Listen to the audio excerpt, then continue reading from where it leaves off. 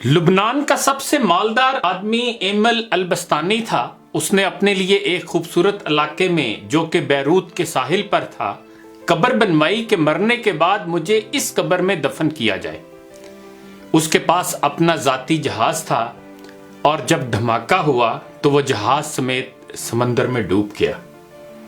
لاکھوں ڈالر خرچ کرنے کے بعد اس کے جہاز کا پتہ تو چل گیا لیکن لاش نہیں ملی جسے اس قبر میں دفن کیا جائے جو اس نے اپنے لیے بنوائی تھی۔ برطانیہ کا ایک بہت زیادہ مالدار آدمی ایک یہودی روت تشلر تھا۔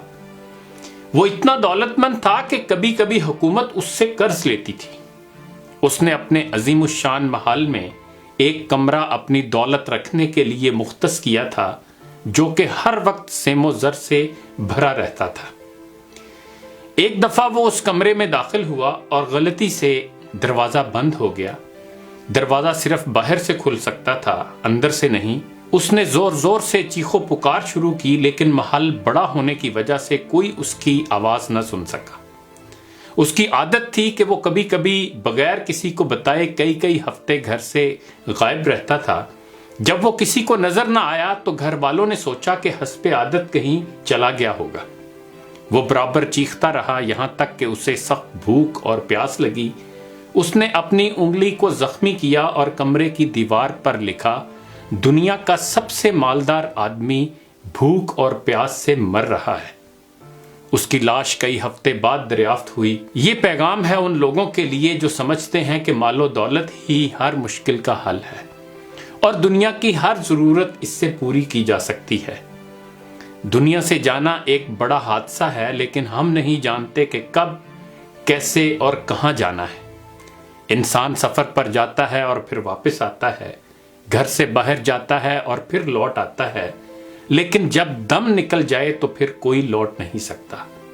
مبارکباد کے قابل ہیں وہ لوگ جو کسی پر ظلم نہیں کرتے، نہ کسی سے نفرت کرتے ہیں، نہ کسی کا دل توڑتے ہیں اور نہ اپنے آپ کو کسی سے برتر سمجھتے ہیں، اس لیے کہ سب کو جانا ہے۔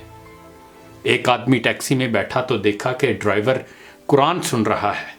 اس نے پوچھا، کیا کوئی آدمی مر گیا ہے؟ اس ٹیکسی ڈرائیور نے جواب میں کہا کہ ہاں، ہمارے دل مر چکے ہیں۔ قیدی اس لیے قرآن مانگتا ہے کہ قید تنہائی میں اس کا ساتھی بنے۔ مریض ہسپتال میں اس لیے قرآن مانگتا ہے تاکہ اللہ اس کے مرض کو دور کرے، اور مردہ قبر میں تمنا کرے گا کاش میں قرآن پڑھتا تو آج قرآن قبر میں میرا غم خوار ہوتا۔ آج نہ ہم قیدی ہیں، نہ مریض ہیں اور نہ مرے ہوئے ہیں کہ قبر میں قرآن کی تمنا کریں۔ قرآن آج ہمارے ہاتھوں میں ہے، آنکھوں کے سامنے ہے، تو کیا ہمیں اس بات کا انتظار ہے کہ ہم ان مصیبتوں میں سے کسی ایک مصیبت میں گرفتار ہو جائیں اور پھر قرآن کو طلب کریں؟ ابھی وقت ہے۔ آئیے دعا کریں کہ اے اللہ قرآن کو ہمارے دلوں کی بہار، ہمارے سینوں کا نور، ہمارے ایوب کا پردہ پوش، ہمارے نفوس کا مددگار، ہماری قبر کا ساتھی اور روز محشر میں ہمارا سفارشی بنا دیجئے۔